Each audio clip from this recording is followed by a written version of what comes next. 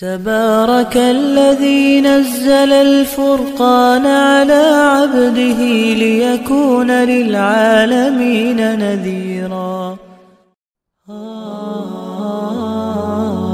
اللهم صل على محمد وعلى آل محمد كما صليت على إبراهيم وعلى آل إبراهيم إنك حميد مجيد.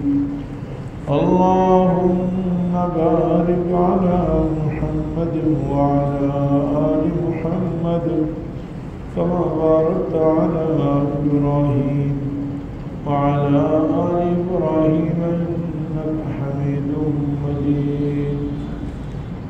رب اشرح لي صدري ويسر لي أمري واحلل عقدة من لساني يفقهوا قولي. رب زدني علما.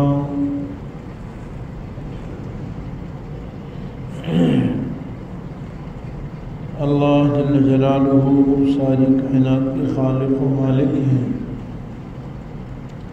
وہ سب سے بڑے ہیں، ساری کائنات اس کی محتاج ہے اور وہ اکیلا اور بے نیاز ہے۔ سب سے خوش قسمت انسان وہ ہے جو اللہ تعالیٰ کو راضی کر کے اس دنیا سے چلا جائے۔ اللہ تعالیٰ نے ہمیں زندگی اسی لیے عطا فرمائی ہے کہ ہم زندگی اور موت تاکہ ہم اچھے سے اچھے عمل کر کے اللہ کے پاس حاضر ہوں۔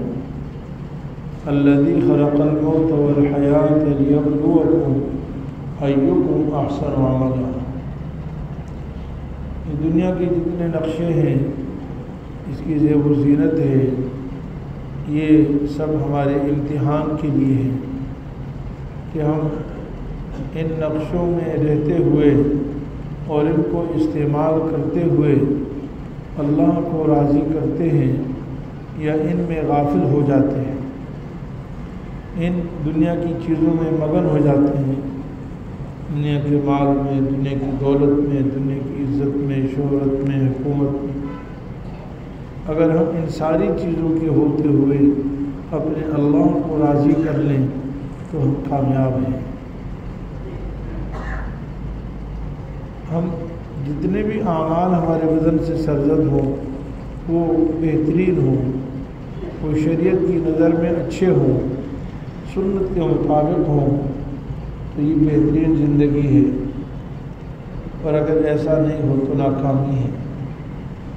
میرے عزیز دوستو، اللہ تعالیٰ نے ہمیں رمضان مبارک کا بابرکت سعادت والا مہینہ عطا فرمایا ہے۔ یہ نیکیوں کا سیزن ہے، رحمتوں کی برسات کا زمانہ ہے، شیطانوں کو بند کیا ہوا ہے اور اللہ کی رحمت ہر طرف سے متوجہ ہے۔ اسی لیے کہ ہم ان دنوں میں تھوڑا کام کر کے زیادہ اجر پا لیں، ہمارے کام کی مقدار کم ہو، اجر اس پر اللہ تعالیٰ ہمیں بہت زیادہ عطا فرمانا چاہتے ہیں۔ اللہ تعالیٰ ہم سب کو اس کی توفیق عطا فرمائے۔ دیکھیے آج 4 رمضان ہیں اور یوں چلتے چلتے بس چند دنوں میں، چند ہفتوں میں یہ مہینہ بھی مکمل ہو جائے۔ وقت تو گزرتے جانا ہے۔ امام راضی رحمۃ اللہ علیہ فرماتے ہیں کہ وقت دو دھاری تلوار ہے، یعنی وقت 2 دھاری تلوار ہے، یا تو تم اسے کاٹ لو ورنہ تمہیں تو کاٹ کے رکھ دے گا۔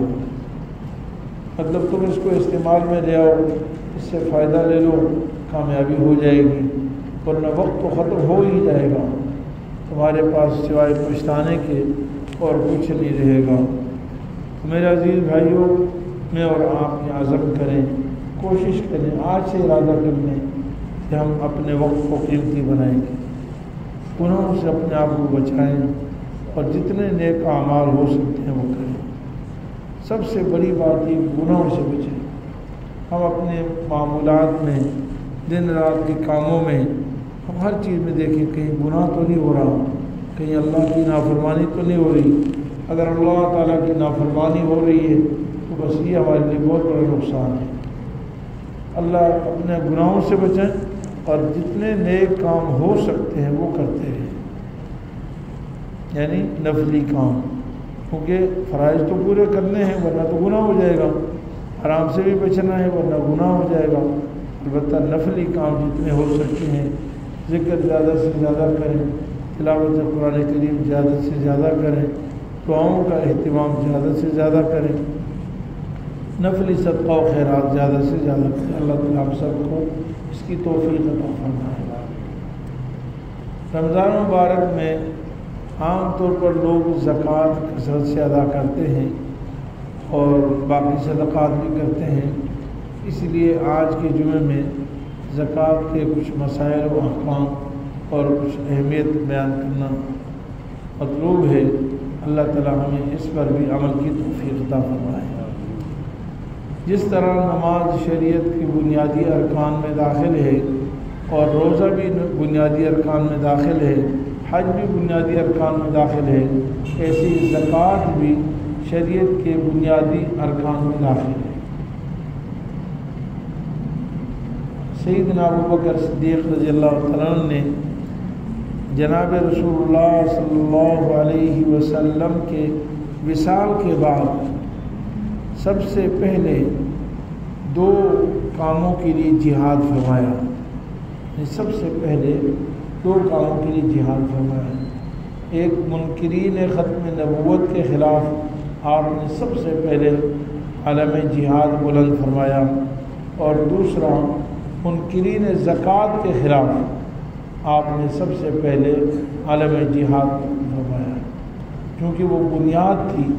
اگر اس وقت بنیاد کمزور رہ جاتی تو شاید قیامت تک پھر وہ مضبوط نہ ہوتی، اس لیے قیامت تک آنے والے سارے انسانوں کو سیدنا ابوبکر صدیق رضی اللہ عنہ نے فرمایا۔ کچھ لوگ کھڑے ہوئے تھے، وہ کہنے لگے کہ زکوٰۃ کا تعلق بس حضور کے زمانے سے تھا، حضور کی ذات سے تھا کہ حضور صلی اللہ علیہ وسلم نبی آخر الزمان آئے تو ہم نبی کی تعاون کریں، مدد کریں، اور آپ کے جانے کے بعد زکوٰۃ ختم۔ کچھ لوگوں کا یہ نظریہ تھا۔ سیدنا ابوبکر صدیق رضی اللہ عنہ اس کے خلاف کھڑے ہوئے اور کہا کہ جو شخص رسول اللہ صلی اللہ علیہ وسلم کے زمانے میں اونٹ کا بچہ دیتا تھا، اونٹ کا بچہ زکوٰۃ میں، اگر وہ آج اس بچے کو روک لے یا ایک رسی جو زکوٰۃ میں دی جاتی تھی اگر مجھ سے کوئی وہ رسی بھی روک لے تو میں اس کے ساتھ جہاد کروں گا، اور اپنی زندگی کی، اپنی جان کی آخری، اپنے خون کے آخری قطرے تک جہاد کروں گا۔ اَيُنْقَصُ الدِّينُ وَأَنَا حَيٌّ، کیا دین میں کمی ہو اور میں زندہ رہوں؟ ایسا نہیں ہو سکتا۔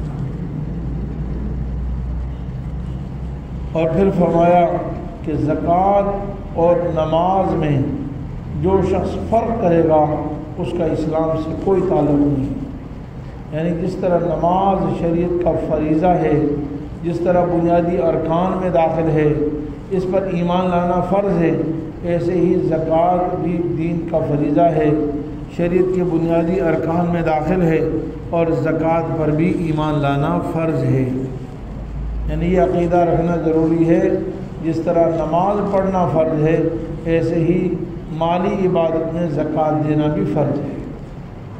قرآن کریم کی بے شمار آیات سے اور بے شمار احادیث مبارکہ سے زکوٰۃ کی فرضیت، اہمیت اور اس کے ادا نہ کرنے والوں کے لیے وعید ہے۔ قرآن کا آغاز ہی جہاں سے ہوتا ہے الذین یؤمنون بالغیب ویقیمون الصلاۃ ومما رزقناہم ينفقون۔ پہلے نمبر پر ایمان کا ذکر ہے، دوسرے نماز کا ذکر ہے، اور تیسرا ہم نے جو انہیں دیا ہے اس میں سے خرچ کرنے کا ذکر ہے۔ یہ ایمان والوں کی صفت ہے، اور اس میں خرچ کرنے میں سب سے پہلے فرض خرچہ ہے، یعنی زکوٰۃ دینا۔ نفلی صدقے بھی داخل ہے اس میں۔ یہ تو ہو نہیں سکتا کہ انسان فرض کو پورا نہ کرے اور نفلی صدقات کو پورا کرے۔ اللہ تعالیٰ کا قرب، جتنا قرب اللہ تعالیٰ کا ان عبادات کے ذریعے سے حاصل ہو سکتا ہے جو اللہ تعالیٰ نے خود انسانوں پر فرض کی ہے اتنا قرب کسی نفل سے حاصل نہیں ہو سکتا. جناب رسول اللہ صلی اللہ علیہ وسلم کا ارشاد ہے اور حدیث قدسی ہے. تو ایک آدمی زکوٰۃ نہ ادا کرے اور نفلی صدقے کرتا رہے اور یا مختلف کام کرتا رہے اور کہے جی میں تو بہت سارے کام کرتا ہوں مجھے زکوٰۃ کی ضرورت نہیں، ایسا نہیں ہے. سب سے پہلے زکوٰۃ، تو زکوٰۃ کی اہتمام کرنا بہت ضروری ہے. زکوٰۃ کو شریعت کی اصطلاح میں زکوٰۃ بھی کہتے ہیں، یؤتون الزکاۃ، اور ویسے مطلقاً اس کو انفاق میں بھی داخل ہے، یعنی اللہ کے راستے میں خرچ کرنا. زکوٰۃ، صدقات، انفاق، یہ سب لفظ اسی معنی میں آتے ہیں. کچھ لفظ عام ہیں اور کچھ لفظ خاص ہیں. زکوٰۃ خالص جو فرض ادائیگی ہے اس کو کہا جاتا ہے، اور انفاق مطلقاً اللہ کے راستے میں خرچ کرنے کو کہا جاتا ہے. صدقات جو ہے اس کا اطلاق زکوٰۃ پہ بھی ہوتا ہے اور نفلی صدقات وغیرہ پہ بھی ہوتا ہے، صدقۃ الفطر پہ بھی ہوتا ہے، اور اس طرح دیگر اخراجات پہ بھی ہوتا ہے. ان سب کے لیے اللہ تعالیٰ نے ٹائم ہی نہیں مقرر کی ہے. صدقہ فطر کے لیے تو رمضان کا مہینہ مقرر کیا ہے، یکم رمضان سے لے کر عید تک. یکم رمضان سے پہلے صدقہ فطر نہیں ادا ہو سکتا. رمضان کا مہینہ شروع ہو جائے تو اس کے بعد صدقہ فطر ادا ہو سکتا ہے، اور عید تک اس کا ٹائم ہے کہ نماز عید سے پہلے ادا کر دیں. اگر نہیں ادا کیا بعد میں بھی ادا کرنا ضروری ہے، لیکن اصل ٹائم یہی ہے کہ رمضان میں ادا کر دیں یا کم از کم عید سے پہلے ادا کر دیں، جو انشاءاللہ ابھی آئی ہے. اور اللہ تعالیٰ ہمیں فضل سے نصیب فرمائے. لیکن باقی جو صدقات ہیں، جو اخراج خرچ ہیں یا زکوٰۃ ہیں، اس کے لیے شریعت نے ٹائم نہیں مقرر کیا کہ یہ کب دینی ہے. ہمارے ہاں ہندو پاکستان میں خاص طور پر یہ ایک رواج بن گیا ہے. میں نے سنا ہے کہ عرب میں بھی اس طرح دستور نہیں ہے. عرب میں بھی ایسا دستور نہیں ہے کہ رمضان میں لوگ زکوٰۃ دیں. ہندوستان، پاکستان، ایشیا میں یہ رواج بن گیا ہے کہ لوگ زکوٰۃ بھی رمضان میں دیتے ہیں. حالانکہ رمضان ویسی نفلی صدقات کا ٹائم ہے، تو وہ نفلی صدقات سے خرچوں سے آباد ہونا چاہیے. لوگ زیادہ سے زیادہ افطاری کروائیں، نفلی صدقے کریں، لوگ غریبوں کو کپڑے پہنائیں، ان کی ضرورت پوری کریں. لیکن بہرحال لوگ ہمارے ہاں زکوٰۃ بھی رمضان میں دیتے ہیں، حالانکہ زکوٰۃ کا تعلق رمضان سے نہیں ہے. قرآن کریم میں الذین ينفقون اموالهم باللیل والنہار سرا وعلانیہ فلہم اجر عند ربہم ولا خوف علیہم ولا هم يحزنون. جو لوگ خرچ کرتے ہیں اپنے مالوں کو دن اور رات، اور چھپ کر اور ظاہراً، ان پر نہ خوف ہے نہ غم کی. اللہ تعالیٰ نے تو کہا کہ دن اور رات، مطلب دن اور رات کا مطلب ہوتا ہے ہمیشہ اللہ کے راستے میں خرچ کرو. اور ویسے بھی دیکھیے زکوٰۃ کا تعلق غریب کی محتاجگی سے ہے، اور غریب تو سال بھر کھانے کا محتاج ہے نا بھائی. میں اور آپ سال بھر کھاتے ہیں، سال بھر پہنتے ہیں، سال بھر ہماری ضروریات ہیں، یا صرف ہم رمضان میں کھاتے ہیں؟ بھائی تو بتائیں بھائی، ہم سب رمضان میں کھاتے ہیں صرف، یا سال بھر کھاتے ہیں؟ سال بھر کھاتے ہیں نا بھائی. تو غریب بھی سال بھر کھاتا ہے، بلکہ بعض دفعہ یہ تخصیص سے نقصان ہوتا ہے. نقصان اس لیے کہ ہم سب زکوٰۃ رمضان میں دے رہے ہیں، اور سب مل کر ہم زکوٰۃ میں جی اس کو راشن دے رہے ہیں، مثال آٹا دے رہے ہیں. اب اس کو 10 من آٹا آ گیا، 20 من آٹا آ گیا، وہ کیا کرے گا؟ مجبوراً کم قیمت پر بازار میں جا کر بیچے گا، تاکہ آئندہ کے لیے آٹا تو خراب ہو جائے گا. چاہے 1-2 مہینے 3 مہینے رکھ سک کر اس میں کیڑے آ جائیں گے، خراب ہو جائے گا، وہ استعمال نہیں کر سکتا. دالیں خراب ہو جاتی ہیں، مثالیں خراب ہو جاتے ہیں، راشن خراب ہو جاتے ہیں، پھر وہ اونے پونے داموں پر جا کر بازاروں میں بیچتے ہیں. ہم نے نقصان کیا غریب کا. اولاً تو دیکھیے سب سے افضل طریقہ یہ ہے کہ انسان جو ہے زکوٰۃ وغیرہ پیسوں کی، کرنسی کی شکل میں ادا کرے. یہ سب سے افضل ہے. دیکھیے دنیا بھر کی جتنی تنخواہیں ادا ہوتی ہیں نا، جتنے محکموں میں ہر آدمی محنت مزدوری کرتا ہے، تو وہ کرنسی کی شکل میں زکوٰۃ وہ پیسے لیتا ہے، کرنسی لیتا ہے. کرنسی کی شکل میں جب ہم دیں گے تو اس سے جو ہے وہ اس کی اپنی مطلب کی چیز وہ حاصل کر لے گا جو اس کی چاہت. ہاں بعض دفعہ دوسری شکل میں اجناس کی شکل میں بھی دینا جائز ہے، منع نہیں، لیکن بہرحال زکوٰۃ کا تعلق رمضان سے نہیں ہے۔ حضرت سیدنا انس بن مالک رضی اللہ عنہ کی حدیث ہے، فرماتے تھے کہ رمضان کی ہم جو ہے رمضان کی تیاری صحابہ اکرام، حضرت انس بن مالک رضی اللہ عنہ صحابہ ہیں، صحابی رسول ہیں، فرماتے ہیں کہ ہم صحابہ رمضان کی تیاری رجب اور شعبان سے کرتے تھے، اور جب خاص طور پر شعبان شروع ہوتا تو پھر تو ہم کثرت سے 2 کام کرتے تھے۔ جب شعبان شروع ہو جاتا تو پھر ہم کثرت سے 2 کام کرتے، ایک تو قرآن کریم کی تلاوت کثرت سے کرتے تھے تاکہ رمضان کے لیے تیاری ہو جائے، اور دوسرا کام ہم زکوٰۃ نکالتے تھے، زکوٰۃ شعبان میں نکالتے تھے تاکہ رمضان کے لیے غریب بھی تیاری کر سکے۔ اس کے بعد پیسے شعبان میں آئیں گے تو وہ شعبان میں کپڑے بنا لے گا، شعبان میں جوتے خرید لے گا، شعبان میں اپنی ضرورت پوری کر لے گا، اور اگر ہم اس کو 20 رمضان کو 10 رمضان کو اس کو زکوٰۃ دیں گے تو وہ کپڑے کب بنائے گا؟ درزی کے پاس جائے گا تو درزی کہے گا بھائی کب بند ہو گیا بھائی، اب تو میں کوئی کپڑے نہیں لے رہا، اور اگر لے گا بھی تو وہ پونے پونے خراب کر کے سلائی کر دے گا، کتنے کپڑے خراب ہو جاتے ہیں۔ اچھے سے اچھا درزی بعض دفعہ رمضان میں جب رش کے ٹائم میں آپ کپڑے دیں تو بعض دفعہ کپڑا خراب ہو جاتا ہے، اور بھی اسی طرح ہر چیز مہنگی ہو گئی۔ جو جوتا رمضان سے باہر پہلے مل رہا تھا 500 روپے 1000 روپے میں، اب رمضان میں وہی جوتا 2000 میں ملتا ہے۔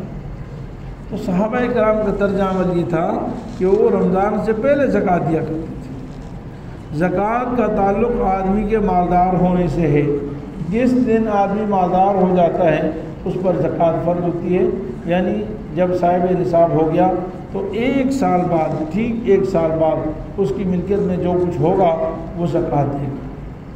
اور وہ کس دن ہوتا ہے؟ اسلامی تاریخ کے اعتبار سے اگر ایک آدمی 1 محرم کو مالدار ہوا تو اگلے سال 1 محرم کو اس نے ہر سال زکوٰۃ دینی۔ اگر ایک آدمی 1 صفر کو صاحب حیثیت ہو گیا، اس کو تنخواہ ملی اور تاریخ 1 صفر کی، اگلے سال 1 صفر کو اگر وہ صاحب نصاب ہے تو زکوٰۃ دے۔ تو ٹائم وہی ہوتا ہے جس دن آدمی مالدار ہو۔ ایک خاتون نے اس کی شادی ہوئی اور وہ 15 صفر کی شادی ہوئی، اب اگلے اس کو شادی میں سونا چاندی زیورات ملے، اس طرح کی دیگر چیزیں ملی، اب اگلے سال اسی تاریخ کو اس پر زکوٰۃ فرض ہے اسلامی تاریخ کے بعد۔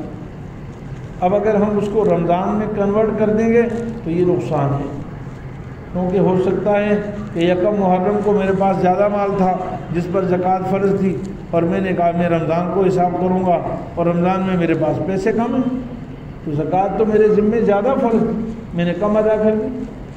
تو میرے عزیز بھائیوں، ایک تو یہ بات ذہن نشین کر لینی چاہیے، زکوٰۃ ہر مسلمان پر تب فرض ہوتی ہے جب وہ صاحب حیثیت ہو جائے، اور اس کے لیے رمضان کا انتظار نہیں کرنا چاہیے۔ رمضان کی جو فضائل ہے یہ زیادہ سے زیادہ یہ صحابہ اکرام سے، جناب رسول اللہ صلی اللہ علیہ وسلم سے اس کی جو حقیقت یا صورت ہمیں معلوم ہوتی ہے وہ یہ نہیں ہے کہ زکوٰۃ رمضان میں دی جائے۔ جو دین صحابہ اکرام نے اور جناب رسول اللہ صلی اللہ علیہ وسلم نے جس طرح عمل کیا ہے اسی حالت پر، اسی نہج پر عمل کرنا ہی شریعت ہے۔ اس میں اپنے عقل سے، اپنے دماغ سے اور کیلکولیٹر سے اور ضربیں لگانے سے تبدیلی کرنا جائز نہیں بھائی۔ فرض ادا کرنے، رمضان میں فرض ادا کرنے پر بھی تو ثواب ہوتا ہے نا، نماز فرض نماز، تو اب کیا ہم ذات میرے اوپر جو شعبان یا رجب یا محرم میں جو نمازیں فرض ہیں میں ان کو قضا کر لوں اور میں کہوں بھائی میں رمضان میں ادا کر لوں گا کیونکہ رمضان میں 1 فرض کا ثواب 70 فرض کے برابر ہوتا ہے؟ نہیں بھائی، یہ شریعت کے خلاف ہے۔ محرم میں نمازیں ہیں، نمازیں محرم میں پڑھوں گا، جو سفر کی نمازیں وہ سفر میں پڑھوں گا۔ اسی طرح جب زکوٰۃ میرے اوپر محرم میں، سفر میں، ربیع الاول میں، ربیع الثانی میں فرض ہو گئی ہے تو میں اس کو ادا کرنے میں تاخیر کرتا ہوں، جی رمضان میں ادا کروں گا، یہ چیز صحابہ اکرام سے ثابت نہیں ہے۔ تو ہر مسلمان کو سال بھر زکوٰۃ دینی چاہیے۔ اگر ہم سال بھر زکوٰۃ دیتے رہیں گے تو شریعت کے اصل نقشے پر ہم رہیں گے، اور غریبوں کا بھی مدد فائدہ ہوگا، غریب بھوکا پیاسا نہیں رہے گا، وہ رمضان کا انتظار نہیں کرے گا، بلکہ وہ کہے گا بھائی جب بھی کسی کے پاس چلے جاؤ نیک لوگوں کے پاس، اس کے پاس صدقات موجود ہیں، اس کے پاس زکوٰۃ موجود ہیں تو دے۔ اور پھر ہمارے یہاں یہ ہو گیا کہ صرف زکوٰۃ کی حد تک دیتے ہیں، پھر کوئی بھوکا بھوک سے مر جائے، کوئی مریض مر جائے، ہمیں اس کی پرواہ نہیں ہوتی۔ حالانکہ یہ بھی شریعت کا مزاج نہیں ہے، مومن تو ہر حال میں ہمیشہ خرچ کرتا رہتا ہے۔ وَآتَى الْمَالَ عَلَىٰ حُبِّهِ ذَوِي الْقُرْبَىٰ وَالْيَتَامَىٰ وَالْمَسَاكِينِ، فرمایا کہ اللہ کی محبت میں مومن مال دیتا ہے رشتہ داروں کو، محتاجوں کو، مسافروں کو، مسکینوں کو، اللہ کی محبت میں دیتا ہے۔ اور اللہ کی محبت میں اصل مال تو نفلی صدقات ہوتا ہے، جس کو مستحب کہتے ہیں نا، مستحب، وہ محبت میں دیتا ہے۔ فرض تو دینا ہی دینا ہے، اس سے تو چھٹکارا نہیں۔ تو بہرحال میرے عزیز بھائیوں، زکوٰۃ بھی بہت شریعت کا بہت اہم فرض ہے۔ قرآن کریم میں اس کے لیے بہت زیادہ وعیدیں ہیں۔ ایک جگہ فرمایا کہ ان کو جہنم کی سلاخوں سے داغا جائے گا اور ان کو دردناک عذاب ملے گا، دردناک عذاب ملے گا۔ ان کو داغا جائے گا پیشانی پر، پہلو پر اور کمر پر، یوم یحمى علیہا فی نار جہنم۔ اللہ تعالیٰ ہم سب کو پناہ عطا فرمائے۔ جب ہم سے کوئی زکوٰۃ صدقات مانگتا ہے نا تو سب سے پہلے ماتھے پہ بل آتا ہے۔ علماء فرماتے ہیں 3 جگہ میں داغنے کا ذکر کیوں ہے قرآن کریم میں؟ سب سے پہلے ماتھے پہ بل آتا ہے، پھر آ گیا مصیبت مانگنے کی، پھر مزید وہ جان نہ چھوڑے، صرف ماتھا جو ہے بدلنے سے اور ترش جو ہے اپنی پیشانی کو ترش کرنے سے کام نہ بنے، پھر آدمی تھوڑا پہلو بدل لیتا ہے اور پہلو پھیل لیتا ہے، ادھر ہو جاتا ہے۔ تو اگر وہ جان نہ چھوڑے تو وہ پھر جو ہے اٹھ کے وہاں سے چلا جاتا ہے، پیٹ پھیر کے چلا جاتا ہے، جان چھوڑے گا نہیں چھوڑے گا۔ تو یہ 3 جگہوں پر خاص طور پر قرآن کریم میں ہے کہ ایسی جگہوں کو جہنم کی سلاخوں سے داغا جائے گا۔ اللہ تعالی ہم سب کی حفاظت فرمائے۔ ایک جگہ اللہ تعالی فرماتے ہیں وَلَا يَحْسَبَنَّ الَّذِينَ يَبْخَلُونَ بِمَا آتَاهُمُ اللَّهُ مِنْ فَضْلِهِ هُوَ خَيْرًا لَهُمْ بَلْ هُوَ شَرٌّ لَهُمْ، ہرگز مت سمجھیں وہ لوگ جو بخل کرتے ہیں ان نعمتوں پر جو ہم نے ان کو دی ہیں، جو اللہ تعالیٰ نے ان کو دی ہیں، بخل کرتے ہیں، وہ ہرگز مت سمجھیں کہ یہ بخل کرنا ان کے لیے بہتر ہے، بل هو شر لهم، بلکہ یہ بخیلی ان کے لیے بہت نقصان دہ ہے، دنیا میں بھی آخرت میں بھی۔ جس مال سے زکوٰۃ نہ ادا کی جائے اور اس میں جس مال میں زکوٰۃ کا مال شامل ہو جائے، حدیث پاک میں آتا ہے، مشکات شریف کی حدیث ہے، وہ مال ہلاک ہو کر رہتا ہے۔ وہ یا تو مال کی ذات ہلاک ہو جاتی ہے یا اس مال کی برکات ہلاک ہو جاتی ہیں، اس مال سے جھگڑے ہوتے ہیں، وہ مال ڈاکوں کے نصیب میں جاتا ہے، وہ مال آپس میں لڑائی کے قتل و غارت گری کا ذریعہ ہوتا ہے۔ جس باپ نے ایسا مال اپنی اولاد کے لیے جمع کیا تھا، زکوٰۃ نہیں دی تھی کہ میرے اولاد کا گزر بسر اچھا ہو جائے گا، وہی اولاد آپس میں ایک دوسرے کی قاتل بن جاتی ہے، دست و گریبان بن جاتی ہے، بل ہوا شر لہم۔ اور آخرت کی تباہی تو یقینی ہے، آخرت تو اللہ تعالیٰ نے سارے وعیدے ہیں کہ جی گناہ کبیرہ کرنے والے کو، اگر زکوٰۃ کی فرضیت میں تھوڑا شک تھا پھر تو مسلمان ہی نہیں ہے، پھر تو دائرہ اسلام سے خارج ہے، کیونکہ زکوٰۃ کو فرض ماننا ایمان کا حصہ ہے۔ جیسے اللہ کی توحید پر ایمان لانا فرض ہے، ایسے ہی زکوٰۃ کی فرضیت پر ایمان لانا فرض ہے، نماز کی فرضیت پر ایمان لانا فرض ہے۔ اور پھر اگر ایک آدمی کا ایمان تو کامل ہے لیکن پھر بھی ادا نہیں کیا تو کبیرہ گناہ ہے، اور کبیرہ گناہ کے لیے جہنم کی وعید ہے، فبشرہم بعذاب علیم بل ہوا شر لہم۔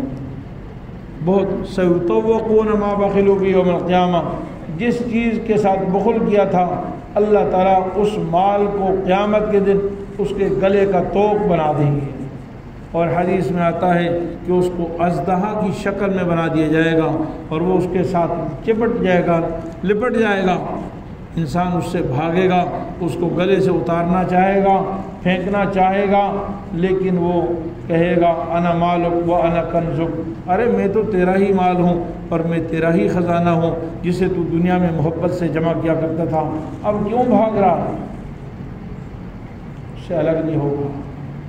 اور وہ جہنم کی جو ازدہا ہے اس کی زہر اتنی ہوگی، اللہ تعالی ہم سب کی حفاظت فرمائے، اپنے قدرت سے ہم سب کی مسلمانوں کی حفاظت فرمائے۔ فرمایا اس کی زہر اتنی ہے کہ وہ سانپ اگر ایک دفعہ روئے زمین پر پھونک مار دے نا تو اس کی زہر سے پوری روئے زمین پر دوبارہ کوئی سبزہ نہیں اگے گا، روئے زمین پر سبزہ نہیں اگے گا۔ اللہ تعالیٰ کی پناہ، آخرت کی سزائیں بہت زیادہ ہیں۔ میرے عزیز بھائیوں، بہت زیادہ وعیدیں ہیں قرآن کریم میں زکوٰۃ نہ دیں، اور احادیث میں بھی بہت زیادہ وعیدیں ہیں۔ جانوروں کی زکوٰۃ نہ دیں، حدیث میں آتا ہے کہ جانور فربا حالت میں آئیں گے اور اس کو نیچے لٹا دیا جائے گا اور وہی جانور دوڑتے ہوئے کودتے ہوئے اور اس کو رونتے ہوئے یہاں سے چلتے جائیں گے۔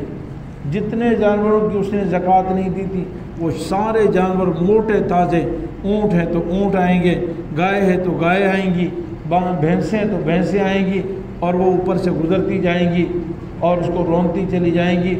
اور جب پہلے والی جو گزر کے چلی گئی ہیں، جب وہ واپس پلٹ کے آ جائیں گی، واپس پلٹ کے آئیں گی۔ اور حدیث میں آتا ہے یہ تو قیامت قائم ہونے سے پہلے ہوگا، یعنی جنت اور جہنم کا فیصلہ ہونے سے پہلے ہوگا، یہ قیامت تک میدان حشر میں اس کے ساتھ معاملہ ہوگا۔ اللہ تعالیٰ حفاظت فرمائے۔ تو بہت بڑی ذلت و رسوائی ہے، اس لیے زکوٰۃ دینا فرض ہے اور اس کا اہتمام کریں، سب ساتھی اس کا اہتمام کریں۔ زکوٰۃ اللہ تعالیٰ نے بڑی سہولت کا معاملہ رکھا ہے۔ زکوٰۃ شریعت آپ سے صرف 4 قسم کے مالوں میں زکوٰۃ مانگتی ہے، بس باقی ہر قسم کا مال آپ کا 4 قسم کے مالوں پہ زکوٰۃ دینی ہے، ایک سونا ایک چاندی، یہ تو 2 چیزیں مست ہیں، پکی ہیں کہ سونے اور چاندی کی زکوٰۃ۔ تیسری چیز کرنسی، ہمارے ملک میں کسی بھی حالت میں کرنسی ہو، یہ بھی سونے چاندی میں داخل ہے، بانڈز کی شکل میں ہو، پیسوں کی شکل میں ہو، ڈالر ہو، ریال ہو، پاکستانی روپے ہو، ہر کرنسی پر زکوٰۃ ہوتی ہے۔ اور یعنی سونا چاندی اور کرنسی۔ ایک اور چیز ہے مال تجارت، چوتھی چیز ہے مال تجارت۔ کوئی بھی دنیا بھر کی کوئی بھی چیز، خواہ وہ پلاٹ ہو، مکان ہو، دکان ہو، جنرل اسٹور کا سامان ہو، فیکٹری کا خام مال ہو یا تیار شدہ مال ہو، کارخانے کا، دکانوں میں فرنیچر، برتن، جوتے، کپڑے، جو بھی چیز بیچنے کی نیت سے رکھی ہوئی آپ نے، وہ سب پر زکوٰۃ فرض ہے۔ جو چیز بیچنے کی نیت سے آپ نے لی ہے، تجارت کی نیت سے آپ نے لی ہے، اس پر زکوٰۃ فرض ہے۔ شہروں میں یہ 4 قسم کے مال ہوتے ہیں، سونا ہے، چاندی ہے، کرنسی ہے، اور چوتھی چیز مال تجارت ہے۔ ہمارے دکانوں میں دیکھیے، جو ہمارے دکان ہے، ایک مسئلہ میں نے پچھلے سال بھی عرض کیا تھا فرنیچر مارکیٹ والوں کے لیے کہ ہماری دکانوں میں بہت سارا مال ہوتا ہے اور ہم کارخانے والے سے مال لاتے ہیں اور پھر جب بک جاتا ہے تب ہم پیسے دیتے ہیں۔ میں نے کئی دکانداروں سے معلوم کیا تو وہ ان فرنیچر کی زکوٰۃ نہیں دیتے جو ہمارے کارخانے میں پڑا ہوا ہے، اور وہ کہتے ہیں جی یہ تو کارخانے والوں کا۔ ایک دکاندار سے میری بات ہوئی تو میں نے ان سے گزارش کی، بھائی اس کی زکوٰۃ، کہتے ہیں یہ تو کارخانہ ہے، یہ تو کارخانے والوں کا مال ہے، جب بک جائے گا ہم ان کو پیسے دے دیں گے، تو اس کی تو میں زکوٰۃ نہیں دیتا۔ تو میں نے کہا اس کا نفع پھر کون لیتا ہے؟ نفع کارخانے والا لیتا ہے یا آپ لیتے ہو؟ آپ کارخانے والے کے مزدور ہو کیا؟ نفع کارخانے والا لیتا ہے؟ کہتا نہیں، نفع تو میں لیتا ہوں۔ میں نے کہا آپ کتنا نفع لیتے ہو؟ فکس کمیشن لیتے ہو 10%، 20%، یا آپ اپنی مرضی سے کہتے نہیں کہ ہم تو کبھی کارخانے والوں کو بتاتے بھی نہیں۔ کارخانے والوں سے اگر ہم نے ایک جو ہے فرنیچر لیا ہے 50,000 روپے میں، کارخانے اس کو ہم یہاں پہ 1.5 لاکھ میں بیچتے ہیں، 1 لاکھ میں بیچتے ہیں، اور کارخانے والوں کو تو ہم بتاتے ہی نہیں ہیں، ورنہ کارخانے والے آ کر کہتے ہیں ہمیں جو ہے 50,000 سے اس کے ریٹ بڑھا کر 55 کر دیتا ہے، تو ہم کہتے ہیں نہیں بھائی یہ مشکل ہے۔ وہ کہتے ہیں یار تم تو اتنے پیسوں میں بیچتے ہو، ہم کہتے ہیں نہیں یار کتنے میں بیچتے، یعنی ہم ریٹ چھپاتے ہیں۔ خلاصہ یہ ہے تو میں نے کہا نفع سارا تمہارا اور زکوٰۃ کی باری آئے تو پھر یہ کارخانے والے کا مال ہے. پھر تو شتر مرغ کی بات ہوگی نا. شتر مرغ ایک پرندہ ہے, اس کو جب کہا جائے کہ بھائی ہوا میں اڑو تو کہتا بھائی اونٹ بھی کبھی اڑتا ہے, اور جب اس کو کہا جائے کہ تم جو ہے بوجھ اٹھاؤ, جب اونٹ ہو تو پھر بوجھ اٹھاؤ نا, وزن اٹھاؤ, تو کہتا پرندہ بھی کبھی بوجھ اٹھاتا ہے. ہمارا معاملہ بھی ایسے ہے. جب نفع کی بات آئی تو میں سب سے بڑا مالک ہوں, جتنا چاہوں میں پیسے کماؤں, کوئی کمیشن ایجنٹ نہیں ہوں, کوئی فکس پرائز نہیں ہے, جو میں میری مرضی آئے جو میں دکان خریدوں, جتنے میں کسی کے جو ہے کاٹ لیا. اور جب بات آئے زکوٰۃ کی کہتے ہیں تو سب کارخانے والے کمال. یاد رکھیں آج تک ایسے جتنے والوں کی زکوٰۃ کسی نے نہیں دی ان کو زکوٰۃ دینا فرض ہے. یہ کارخانے والے کا مال نہیں, بس کارخانے والے کا مال یہ کہ آپ نے اس سے ادھار لیا ہوا ہے, آپ اس کے مالک ہیں, اور جس قیمت پر آپ نے خریدا ہے اس قیمت خرید کا بھی اعتبار نہیں, قیمت فروخت کا اعتبار ہے, آپ کی اپنی دکان کا اعتبار ہے. آپ کی دکان میں یہ کارخانے سے جب آیا تو 50,000 میں آیا, لیکن آپ کی دکان کی ویلیو ایسی ہے اور اس کی یعنی لوگوں کی ہاں کہ وہ آپ 1.5 لاکھ میں بیچتے ہیں تو آپ زکوٰۃ 1.5 لاکھ کی دیں گے. آپ یہ مت سوچیں کہ یہ جی بل نکالو بھائی, اس میں بل میں کیا لکھا ہے 50,000 20,000 10,000 40,000, چلو بھائی یہ ٹوٹل ہو گیا اس کی زکوٰۃ دے دو. ایسا نہیں, قیمت فروخت لگائیں گے جتنی قیمت میں بکتا ہے. تو مال تجارت پر زکوٰۃ فرض ہے. علماء سے مسائل پوچھیں. علماء سے مراد ہر داڑھی والا نہیں. آج دین کے بارے میں سب سے بڑی کمزوری کی بات یہ ہے کہ جی داڑھی والے سے کوئی بھی داڑھی والا دیکھا اس کو کہا مسئلہ پوچھ لینا, مطلب اس سے مسئلہ پوچھتے ہیں, یا زیادہ اگر شریف آدمی ہے تو اس کو کہہ دیتے ہیں مسئلہ پوچھ کے بتا دینا. ڈاکٹر کے پاس خود جاتے ہیں, انجینئر کے پاس خود جاتے ہیں, سارے کام خود کرتے ہیں, لیکن جب مولوی صاحب سے مسئلے کی بات آئی تو بھائی پوچھ لینا کسی سے. یاد رکھیں یہ دین کی توہین ہے. بعض دفعہ جس سے آپ پوچھ رہے ہوتے ہیں اس میں اتنی صلاحیت بھی نہیں ہوتی کہ وہ کسی سے پوچھ کے آئے اور من عن آپ کو سمجھا سکیں. پھر مسئلے کا تعلق آگے پیچھے بہت ساری باتوں سے ہوتا ہے, وہ سارے سوال کرتا ہے مفتی صاحب. تو آپ جب مسئلہ کسی اور سے پوچھیں گے وہ کہے گا بھائی اچھا یہ میرے پاس آتے ہیں بھائی یہ مسئلہ پوچھنا. میں نے کہتا یہ کہ اس طرح تھا اس طرح, کہتا ہے یہ تو پتہ نہیں, اس کو بھیجو نا بھائی جس کو پتہ ہے. جب آپ کو پتہ نہیں تو آپ کیسے. تو بہرحال مفتیان کرام سے, ماہر مفتیان کرام, اللہ کا فضل و کرم ہے, احسان ہے. فی سبیل اللہ آج دنیا میں ہر چیز قیمت میں ملتی ہے, لیکن دین آپ کو فی سبیل اللہ ملتا ہے. کبھی کسی مسئلے کی کوئی فیس نہیں ہے. آج 20-23 سال مجھے یہاں ہو گئے اس ممبر پر, آپ ثابت کر دیں کسی ایک مسئلے کی کسی نے 5 روپے فیس دی ہو. جو دنیا بھر کا مسئلہ آپ نے پوچھنا ہے, تحریراً لینا ہے, آپ کو مسائل الحمدللہ بتائے جاتے ہیں, لیکن اس کی کوئی فیس نہیں. جب فی سبیل اللہ آپ کو مسئلے مل رہے ہیں پھر بھی ہم علماء سے مسائل نہ پوچھیں تو اس میں کس کی بدقسمتی ہوئی, محرومی کس کی ہے, میرے اور آپ کی. مسائل علماء سے پوچھیں, سارا کچھ بتائیں ان کو کہ میری ملکیت میں یہ ہے, میری بیوی کی ملکیت میں یہ ہے, میرے اوپر کیا واجب ہے, بیوی پر کیا واجب ہے. ایک چوتھا قسم کا, ایک اور قسم کا مال ہوتا ہے جس پر زکوٰۃ ہوتا ہے, وہ عام طور پر شہروں میں نہیں ہوتا. جس نے بھینسیں پال رکھی ہیں, بھینسیں, جانور, کسی بھی قسم کے جانور پالے ہوئے ہیں, تجارت کی نیت سے نہیں پالے, جیسے ان سے دودھ نکالتا ہے اور ان کو فروخت کرتا ہے وغیرہ, باڑا جو بڑا بنایا ہوا دودھ بیچتا ہے, کبھی ضرورت پڑ جائے تو پھر بیچ بھی دیتا ہے, لیکن عام طور پر مقصد اس کا نہیں ہے. تو اس کا الگ ایک نصاب ہوتا ہے جس کو مال سائم کہتے ہیں, چرنے والے جانور. لیکن ان پہ زکوٰۃ تب فرض ہوتی ہے جب سال کا اکثر حصہ چر کر گزارا کریں اور ان کو جانور چارہ نہ ڈالنا پڑا. یعنی گاؤں دیہات میں جس میں 6 مہینے سے زیادہ وہ جنگلوں میں, صحراؤں میں چرتے ہیں اور ان کو چارہ نہیں ڈالنا. دن کو صبح جاتے ہیں, شام کو بھلے مزدور ان کے ساتھ جائیں, شام کو واپس آتے ہیں, بس پیٹ ان کا بھر جاتا ہے. ان کو چارہ 6 مہینے سے زیادہ وقت میں نہیں ڈالنا پڑتا. تو ان کا شریعت میں نصاب ہے. جیسے بکریاں 40 کم از کم تو ایک بکری واجب ہوتی ہے. اونٹ 5 ہو جائے تب اس پر زکوٰۃ ایک جو ہے 5 اونٹوں میں ایک بکری واجب ہوتی ہے. اسی طرح گائے بھینس جو وہ 30 ہو جائیں تو ان میں زکوٰۃ فرض ہوتی ہے. اس کا ایک بڑا نصاب ہے, ایک ایک مقدار ہے کہ اس مقدار پر اتنی, پھر اس مقدار پر اتنی, اور اس مقدار پر اتنی ہے. تو اس کا وہ علماء سے مسائل جس کو متعلق ہو وہ پوچھیں. لیکن اس میں شاید یہ ہوتا ہے کہ سال کا اکثر ہے, جیسے اب کراچی میں ہمارے باڑے ہیں اور ان میں سال بھر چارہ ان کو ڈالنا پڑتا ہے, تو ان پر زکوٰۃ نہیں ہوتی. ان سے جو آمدن ہوگی اس پر زکوٰۃ ہوگی, ان کی قیمت پر زکوٰۃ نہیں ہوگی. ان سے دودھ وغیرہ بیچا اور جو اس سے آمدن ہوگی جمع پونجی وہ کرنسی کی شکل میں آ جائے گی اور پھر اس کرنسی پر زکوٰۃ ہو جائے گی. بہرحال یہ زکوٰۃ فرض ہے. اس کے علاوہ شریعت آپ سے کسی چیز پر زکوٰۃ نہیں مانگتی ہے. آپ نے رہائش کے لیے یا رہائش کی نیت سے یا ویسی انویسٹ کیے ہوئے, آپ کا بیچنے کا ارادہ نہیں, آپ نے کہا کہ بچوں میں نسلوں میں کام آئے گا, آپ نے 100 پلاٹ لے رکھے ہیں, بھائی ڈیفنس کے 100 پلاٹ لے رکھے ہیں, اربوں پتی ہیں, زکوٰۃ آپ سے شریعت نہیں مانگتی. کیا اللہ کے احسانات ہیں. یعنی تجارت کی نیت سے نہیں پلاٹ لیے ہوئے, اس لیے لیے ہوئے کہ بھائی میری اگلی نسلوں کو کام آئے. میں تو مر جاؤں گا, پھر بعد والوں کا کیا ہوگا. اپنے آپ کو نعوذ باللہ خدا سمجھ رکھا ہے, نعوذ باللہ. تجھے جس رب نے کھلایا تیری اولاد کو بھی وہی رب کھلائے گا انشاءاللہ.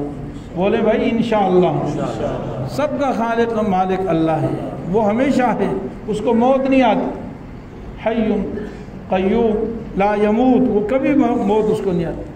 تو بہرحال اگر آپ نے اس طرح کے پلاٹ لیے ہوئے, آپ 1 ارب روپے کے مکان میں رہائش اختیار ہے اور اللہ شریعت اس پہ زکوٰۃ نہیں مانگتی. گھر میں مختلف چیزیں آپ نے برتن, فرنیچر اور مختلف چیزیں لاکھوں کروڑوں روپے کی جمع کی ہوئی ہیں, ایسی ڈیکوریشن وغیرہ, اچھا ہے برا ہے جو بھی ہے وہ الگ مسئلے ہیں. بخل ہے, مناسب نہیں, شریعت پسندیدہ نہیں, وہ الگ بات ہے. لیکن شریعت آپ سے زکوٰۃ نہیں مانگتی. اللہ تعالیٰ اس مال پر جو گھر میں آپ نے رکھا ہوا ہے اس پہ زکوٰۃ نہیں مانگتی ہے. تو زکوٰۃ صرف یہ 4 قسم کے مال جو شہروں میں عام طور پہ ہوتے ہیں, اور 5واں مال ہے جو چرنے والے جانور, ان پر زکوٰۃ فرض ہوتی ہے. بہرحال علماء سے مسائل پوچھ لیں, چونکہ اب سارے مسئلے یہاں تو بتائے نہیں جا سکتے.